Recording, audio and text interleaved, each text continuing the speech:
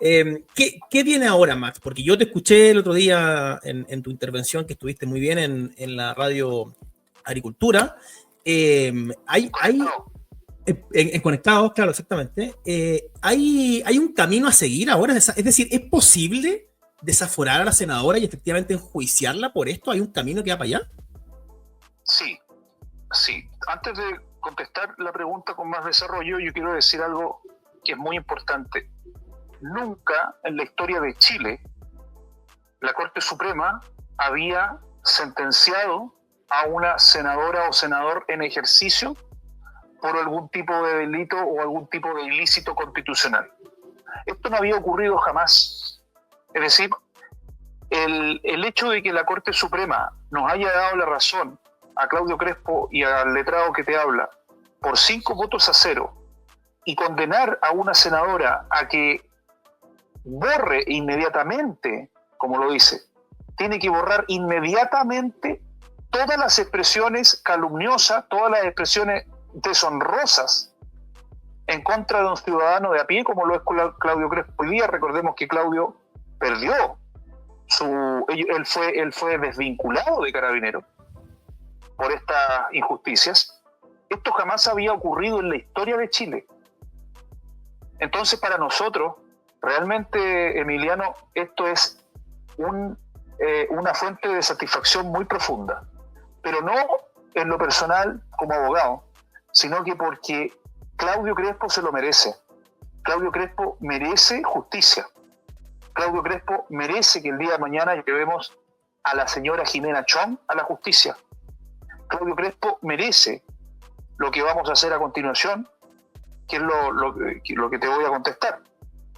Él merece que su nombre sea restaurado, merece que se acaben las calumnias, y todos y cada una de las personas que posteriormente cometieron el mismo acto, y que me imagino que me vas a preguntar de eso, sí, claro, también los vamos a llevar a la justicia y los vamos a hacer pagar por todo el daño que le hicieron a Claudio Crespo. Bien. Entonces, claro, aprovecho el tiro de preguntarte eso y la pregunta que ya te dice, porque yo vi que otros diputados empezaron a hacer lo mismo, entonces no entiendo. Exactamente. Bueno, respondiendo a tu pregunta, nosotros con Claudio nos juntamos antes de ayer, fuimos a celebrar con un juguito de frutilla, que ninguno de los dos toma. De uva, ¿ya? Así, nos tomamos un juguito de frutilla en el barrio Italia, porque estábamos haciendo una reunión, y nos juntamos donde él me da las instrucciones para continuar, a continuación, valga la redundancia, con la solicitud de desafuero para Fabiola Campillay. Okay. Porque nosotros consideramos que la calumnia, en este caso, cuando se hace a través de las redes sociales, y esto es algo muy nuevo, esto puede ser otro hito. ¿Qué es lo que pasa? Lo que pasa es que la calumnia se produce hace más de un año. Sin embargo, a mi modo de ver, como abogado constitucionalista, y esto no hay ninguna ley que lo regule, al mantenerse la publicación online, ¿no es cierto? Esa publicación online ha producido que le hagan llegar muchas amenazas de muerte, claro, a mi representado, mucha funa, mucha deshonra, y por lo tanto, a nuestro modo de ver, y de acuerdo a la doctrina comparada de otros países donde Europa está mucho más avanzada en esto, y Estados Unidos también, el delito continúa produciéndose. El delito de calumnia no necesariamente es un delito de acción instantánea. No se produce solamente por el hecho de proferir un tuit o publicar un tuit, sino que la calumnia se mantiene produciéndose constante en el tiempo mientras la persona no la borre. Claro. ¿Me explico? Sí, por supuesto. ¿Por qué? Porque tiene lógica. El daño se produce, el daño se sigue produciendo a la honra. Claro. Entonces, lo que nosotros vamos a hacer, y que es muy interesante, Claudio a mí ya me dijo, que si la Corte de Apelaciones, que va a ver el desafuero, considera la doctrina de que la calumnia es un delito de acción instantánea, entonces probablemente la Corte de Apelaciones no nos va a dar el desafuero. Pero nosotros vamos a apelar a la Corte Suprema. Claro. ¿Me explico? Sí, sí, sí. Y por lo tanto, nosotros vamos a irnos de queja o nos vamos a ir con una apelación, lo que corresponda, para que sea finalmente la Corte Suprema la que establezca cuál es la verdadera y correcta jurisprudencia al respecto. Y ahí serían estos mismos jueces. Los mismos jueces. No, perfecto. Entonces, nosotros vamos a hacer una redacción para la Corte de Apelaciones, donde no tenemos muchas expectativas porque sabemos que la Corte de Apelaciones francamente deja mucho que desear, pero sí tenemos toda nuestra esperanza y nuestras buenas expectativas en que la Corte Suprema va a ser capaz de poner las cosas en su lugar y decir, sí, pues efectivamente, si yo la acabo a usted de sentenciar a que borre la publicación, es porque yo considero como Corte Suprema de que lo que usted tiene que borrar es un antijurídico, es un delito. Claro. O sea, ¿por qué yo voy a tener que borrar algo que no está mal? Claro. Es como ilógico, ¿no? Sí. Y nosotros ahí lo que vamos a hacer es argumentar que el delito continúa produciéndose y que por lo tanto la excelentísima Corte Suprema lo que debe hacer es proceder al desafuero de la senadora. Oye, Max, mira, antes de seguir con eso, porque... Muy interesante, sí, esto va a ser esto abre... objeto de estudio de muchos abogados, de muchos estudiantes de Derecho, porque es muy interesante este caso. Es que esto abre como un multiverso, porque a propósito de esto, pero hay un montón de preguntas en el chat que es la misma. Es decir, ¿qué pasa, por ejemplo, con el llamado que hace Fabiola Campillay a quemar todo, no sé qué, y ese día fue uno de los días más violentos? ¿Esto es retroactivo, o no tiene nada que ver con eso? No, son dos casos completamente distintos. Lamentablemente, esos hechos ya estarían prescritos hace rato. Esto ocurrió hace más de 6 años.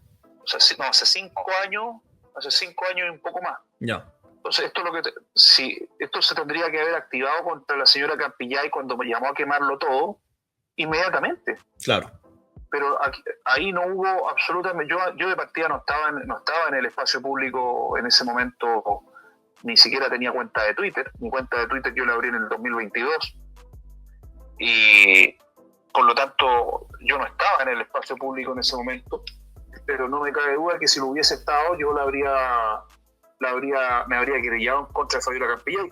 Y aquí no hubo nadie que se hubiese querellado por eso. A mí me pareció muy extraño. Sí, ¿Cómo nadie, ningún abogado, nadie se querelló contra Fabiola Campillay por el llamado a quemarlo todo? No, porque en ese momento acuérdate que estábamos en esta locura octubrista, porque recibían a esta gente en el Congreso y en fin.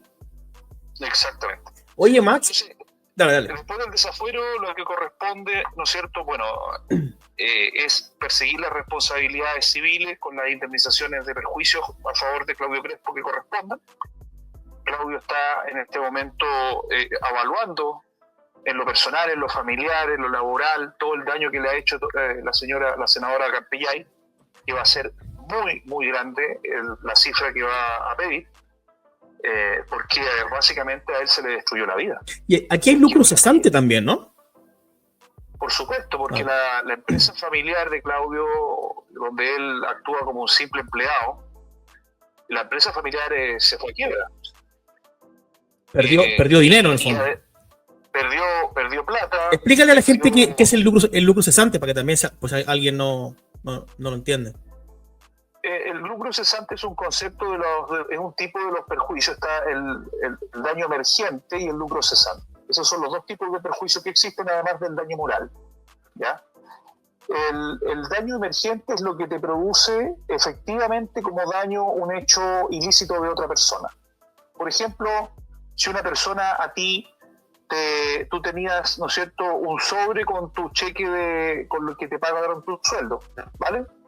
Y resulta que una persona agarra tu cheque de tu sueldo, tu salario, ¿no es cierto?, tu remuneración, y lo destruye, por ejemplo.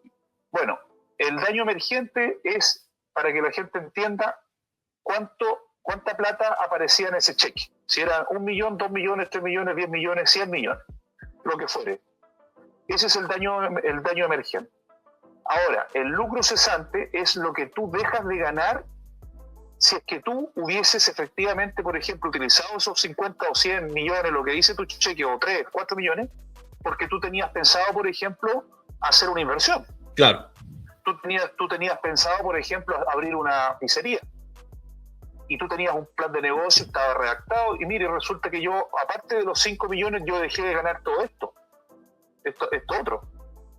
Es lo que tú dejas de ganar, ¿no es cierto?, por el daño efectivamente causado. Así es, lo que dejas de ganar. Va cambiando, claro, esto va cambiando en caso y caso. Claro. No bueno, mismo, yo... Por ejemplo, sí, que tú estabas pensando hacer una inversión de $10 millones, bueno, y tú tenías pensado que ibas a ganar uno, a que con 5 millones de pesos tú querías abrir una peluquería. Entonces eso se tiene que ver, digamos, en sede judicial. Tienes que probar el daño emergente y el lucro cesante. Y luego está el daño moral, que involucra todo el daño psicológico, tu familia, tus niños, los tratamientos psicofarmacológicos, todo el daño de carácter psicológico que tú no puedes medir, ¿no es cierto?, en dinero. Ese es el daño moral. Claro, porque yo vi un video de él donde él decía que, por ejemplo, él perdió, bueno, en esta empresa donde entiendo que es de su familia, que no es de él, pero él obviamente trabaja ahí, en fin, y perdieron contratos por la funa. Porque así claro, había empresas que no querían contratarlo porque lo estaban funando, en el fondo. Eso es lo que se están... Claro. Exactamente. Todo eso tiene que evaluarlo Claudio, ¿no es cierto? Tiene que pensarlo bien y tiene que llegar a una cifra, pero que yo anuncio que no va a ser menor. Va a ser una cifra muy grande y que nosotros consideramos que incluso queda chica, cualquier cifra queda chica para el inmenso daño que le produce la senadora Fabiola Campillay al tratarlo de violador de derechos humanos sin haber una sentencia que así lo diga. Yo quiero recordar, en mi calidad de profe también, ustedes saben que me caracterizo por siempre tratar de enseñar un poquito de derecho, que el artículo 4 del Código Procesal Penal establece claramente que nadie podrá ser tratado de culpable mientras no haya una sentencia firme que así lo determine. Claro. Y esto, además de estar ahí en el artículo 4 del Código Procesal Penal, además de eso, está en todos los tratados internacionales de los cuales Chile es parte. Por ejemplo, la Declaración Universal de Derechos Humanos de 1947, de la ONU original, digamos, no de estas que hay ahora. De la original, ¿no es cierto? Después de la Segunda Guerra Mundial, que se crea la ONU ¿para qué? Se crea supuestamente para evitar conflictos bélicos como fue la Segunda Guerra Mundial. Ese fue el origen, el espíritu original. Yo no sé cómo terminamos en los ODS y en la Agenda 2030. Yo de verdad no lo entiendo, pero bueno, ese es otro tema. ¿Cómo pasamos de eso a la gente no binaria y todo esto, no? Claro, ¿cómo pasamos de eso a que la ONU esté dedicada a cosas tan ridículas como promover el aborto o promover, qué sé yo, el LGBT? ¿Ya? Entonces, bueno, pero ese es otro tema para otro capítulo. El tema es el siguiente. El tema es que Fabiola Campillay... ¡Oh! Se cortó. ¿Aló? Espérame. ¿Aló? Ahí sí, ahí volvió. No, te vuelvo a llamar, Max. A ver. ¿Aló? Ahí volvió. Ya, vale. Entonces, eso, pues entonces ahora vamos con el desafuero, vamos con la querella penal, vamos con la demanda civil y vamos con todo contra Fabiola Campillay y contra otros también. Bueno, yo leí la sentencia, o un pedazo de la sentencia en la noticia que mostraron, no sé si era en BioBio o en dónde, y claro, en el fondo lo que los zurdos ahora están alegando y lo que también se expresa es esta contraposición aparente entre lo que sería el derecho a la libertad de expresión con el derecho a la honra. Y lo que yo entiendo, y ahí a lo mejor tú nos puedes dar luz, es que la libertad de expresión siempre se ejerce ex ante, es decir, Fabiola Campillay, nadie le cercenó su libertad de expresión, de hecho la ejerció. El tema es que una vez ejercida, es decir, ex post, la persona que recibe el agravio también tiene derecho a reclamar por lo que tú dijiste, pero acá ningún caso se está coartando la libertad de expresión, ¿no? Exacto. Fabiola Campillay, usando y abusando de su libertad de expresión, emite estos expresiones deshonrosas en contra de mi representado, profiriéndole un daño terrible a su vida familiar, personal, social, empresarial, laboral. Ahí ya nadie le cercena su libertad de expresión. Claro. Lo que sí, ella debe hacerse responsable de las consecuencias nefastas que produjo en la vida de Claudio Crespo con posterioridad a haber emitido esas expresiones. Claro. Y ahí es donde se produce el fallo que está, a mi modo de ver, excelentemente redactado por Mario Carroza. Recordemos, Mario Carroza, una persona de sensibilidad marcadamente de izquierda, igual que Sergio Muñoz, y Mario Carroza nos da verdaderamente, y tengo que reconocerlo, yo soy una persona de derecha, tú lo sabes, pero tengo que reconocer que se nota la magistralidad en cómo lo escribe. Porque él lo que hace básicamente es decir, en primer lugar, mire, este es el fuero parlamentario, usted no puede ampararse en su fuero parlamentario, porque mira lo desvergonzado de la senadora, que le dice a la Corte de Apelación en primera instancia, que apelación es la primera instancia en un recurso de protección, le dice, señores de la Corte, lo que yo dije, lo dije amparado en mi fuero parlamentario, por lo tanto nadie me puede decir nada. Prácticamente yo puedo decir lo que quiera. Claro. Yo prácticamente, como soy senadora, puedo hacer y deshacer con un ser humano, lo puedo destruir, y por lo tanto yo estoy actuando dentro de mi inmunidad parlamentaria. La reina de Chile. Claro, ella está por sobre la ley, ella cree que está por sobre la ley. Además de eso dijo que emitió estas expresiones con carácter político, lo mismo que dice Camilo Vallejo, Gonzalo Vinter, Carol Cariola, cuando calumnian, dicen siempre lo mismo. Y la Corte de Apelación en primera instancia le da la razón.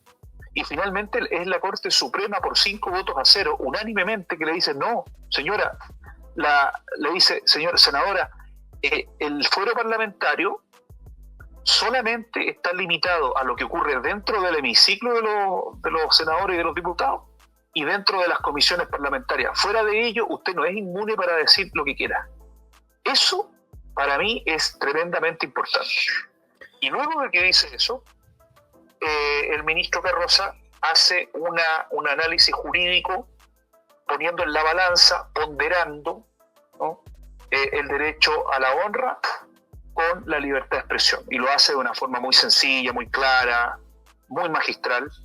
Yo le quiero agradecer al ministro por la claridad, sobre todo, y por la contundencia de los argumentos, porque aquí lo que dice básicamente es que, mire, aquí todos tenemos libertad de expresión, pero debemos hacernos responsables, sobre todo en aquellos delitos que se puedan cometer, como por ejemplo lo que son las injurias, las calumnias y las menciones deshonrosas a las personas. Y por lo tanto hay límites, lo dice, hay límites para la libertad de expresión. Y uno de ellos es este. Usted no puede, básicamente, decir algo sin una sentencia firme y ejecutoriada que una persona haya cometido un delito, porque lo que dice es, este señor es un violador de derechos humanos. ¿Qué significa eso? ¿Qué significa cuando alguien te dice tú violaste los derechos humanos? Que era un delincuente. Y es un delincuente que cometió un delito, que cometió crímenes. Claro. Entonces lo que yo le dije en el escrito de la Corte Suprema es que aquí no hay ninguna sentencia, y esto lo repetí, pero fui majadero, ¿eh? En la redacción del documento fui majadero diciendo, aquí no hay ninguna sentencia, toda persona se presume inocente hasta que se demuestre lo contrario con una sentencia, y aquí no hay sentencia. ¿Dónde está la sentencia? Acá está el certificado de antecedentes de mi representado, y finalmente nos da la razón, y eso a Claudio y a mi persona nos tiene profundamente contentos. Extraordinario. Oye, Max, es interesante además porque, bueno, yo estoy compartiendo aquí pantalla, tú no lo estás viendo, pero esto me apareció, justo me apareció hoy, y me parece interesante desde el punto de vista de la diferencia entre lo que es la izquierda y la derecha. Esto es una noticia de BioBio, en donde dicen que el presidente Boric se reunió, acá está hay una foto fantástica del presidente reunido con Lula, Petro, ¿cómo se llama el presidente de España? Se me fue el nombre ahora. Bueno, pero con cuatro más, bueno, con Pedro Sánchez, Petro y Lula da Silva y Yamandu Orsi, el de Uruguay, que también es de izquierda. Y se juntaron justamente para ver cómo regulan el tema de las redes sociales. que en el fondo sería la otra versión, ¿no? O sea, la izquierda lo que hace es intentar impulsar el tema de la libertad de expresión, pero ex ante. Es decir, que tú antes de nada, que cualquier cosa no puedas decir las cosas que ellos determinen que son discurso de odio o lo que sea. Y es llamativo, digamos, que en ese contexto se haya dado este fallo, me parece súper, súper interesante. No, es muy hilarante lo que hacen. Besar eso Cuando ella... por una cosa muy sencilla, porque de partida de la Constitución Política de la República, en el artículo 19, número 12, regula la libertad de expresión como un derecho fundamental y deja clara la Constitución que si el legislador desea modificar en lo sustancial cualquier derecho fundamental, el legislador debe estar previamente autorizado por la misma Constitución. Esto es una garantía que está en el artículo 19, número 26. Y esta garantía que la Comisión Ortúzar decidió incorporar, siendo una verdadera innovación en materia de derecho constitucional a nivel mundial. Mira, entiéndeme el punto. Sí, claro. Lo que hizo la Comisión Ortúzar fue limitar el poder del legislador, del Congreso Nacional. Y le dice, la Constitución le dice al Congreso, señores del Congreso, así que ustedes quieren modificarme una garantía que yo establezco, que es la Constitución. Si ustedes quieren modificarme a mí, ustedes tienen que estar previamente autorizados por mí, por la Constitución. ¿Me explico? Sí. Usted no puede llegar y modificar la Constitución, incluso, ni siquiera a través de una reforma constitucional, si es que yo previamente no se lo autorizo. ¿Ya? Y entonces, si es que el legislador quisiese el día de mañana modificar, regular o complementar la garantía fundamental llamada libertad de expresión, hay que revisar si es que la Constitución previamente se lo autoriza. Porque si previamente no hay ningún artículo en la Constitución que le autorice a modificar, complementar o regular la libertad de expresión, entonces simplemente el legislador no puede hacerlo. Y si el legislador no puede, menos puede hacerlo el Poder Ejecutivo. El Poder Ejecutivo no puede regular la libertad de expresión. No tiene, en Chile por lo menos, eso no, el Poder Ejecutivo, que es el presidente de la República, el gobierno central, no están autorizados para regular derechos fundamentales. Solamente lo puede hacer el Congreso Nacional si es que la Constitución así se lo autoriza. No sé si me explico. Sí, claro. Entonces, si llegara el día de mañana Gabriel Boric con sus ideas hilarantes a pretender regular por decreto, por ejemplo, por decreto, o sea, a mera firma, si quisiera regular, complementar o limitar un derecho fundamental con la libertad de expresión, va a estar cometiendo una inconstitucionalidad y lógicamente que vamos a tener que recurrir con un recurso de protección en contra del mismísimo presidente de la República. Y ahí sí que me gustaría estar participar en esa labor. Oye, Max, bueno, vamos llegando a las 1.300 personas. Gracias a todos los que están conectados. De nuevo, deje su like, no sea un zurdo empobrecedor. Deje su like. Oye, Max, bueno, ¿qué viene ahora? Es decir, por un lado está lo de Fabiola Campillay, que tú decías que está la posibilidad de desaforarla, es un camino que está ahí, que hay una opción. Y la otra es con estos diputados que después o sea, cuando ya había un fallo, y como que a propósito empezaron a hacer las mismas declaraciones como diciendo, como Fabiola Campillay no puede, lo hago yo, como la Gasmuri y toda esta gente. ¿Hay algo que hacer con eso o en realidad no se puede hacer nada?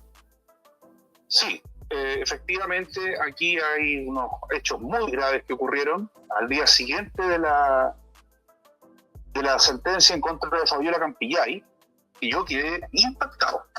Claudio también, muy impactado, muy sorprendido, porque fueron a las 10 horas, más o menos, después de que sale la sentencia, en que un grupo de 5 diputados, los tenemos a todos identificados, Como los tenemos identificados, son 5 diputados que reiteran la calumnia, la vuelven a decir. Es una cosa increíble. Está Ana María Gamuri, Lorena Pizarro, Carmen Hertz, Matías Carrillo, creo que se llama, uno de Arica, y el señor Jaime Naranjo. Yeah. Y estos señores vuelven a decir lo siguiente, me parece que es una minuta, porque dicen, si Fabiola Campillay no puede decirlo, lo diré yo. Sí. Claudio Crespo, violador de derechos. Así, tal cual. Sí. Tal cual. Entonces nosotros claramente que vamos a recurrir en contra de estos 5 diputados y vamos a solicitar todas las máximas condenas posibles, tanto en sede civil como en sede penal, y también vamos a pedir el desafuero de cada uno de ellos. Pero esto tiene que ver con que ellos son, porque esta minuta, como tú dices, empezó a ser viral. O sea, hay un montón de gente que la compartió, no solo los políticos, o sea, gente de todo tipo. Me imagino que es imposible, también es imposible perseguir a todo el mundo, o sea, tiene que haber cierto parámetro, ¿no? O sea, las personas que son más conocidas son las que están más expuestas.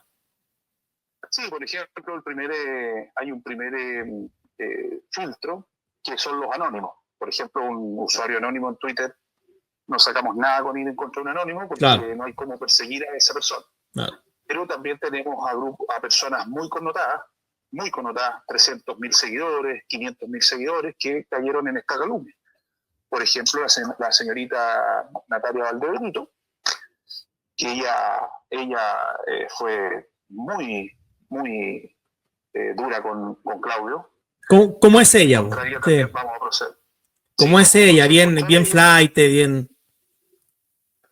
Y hay varios más, que no siendo políticos, pero sí son personas muy connotadas, con nombre y apellido, que decidieron entonces cometer un delito en contra de Claudio, y nosotros vamos a ir en contra de ellos también. Son varios. Bueno, ¿en qué está Claudio en este momento? Claudio está... Porque él, a ver, esto era un recurso de protección, corrígeme si lo estoy diciendo mal, pero él a su vez, de forma paralela, tiene, por ejemplo, la causa que entiendo que es la más importante, o es la única que le queda, no sé, la de Gustavo Gatica, ¿verdad? Que es como la más llamativa, la más, en fin, la más mediática y todo. Eso ¿tú caché cuándo son las fechas? ¿Cuándo se tiene que desarrollar eso? Bueno, en este momento él está en el día 75 de su juicio oral. Las últimas semanas ha estado declarando un inspector de la PDI y también ha estado declarando la Fiscalía. Y el último video que subió, que fue el día de hoy, que duró 30 segundos, dice que en el día 75 él continúa escuchando a este inspector de la PDI, que es contrario a la pretensión de Claudio, de su inocencia. Y una vez que terminen, ¿no es cierto?, todos los testimonios y se termine el periodo de prueba, inmediatamente habría un veredicto.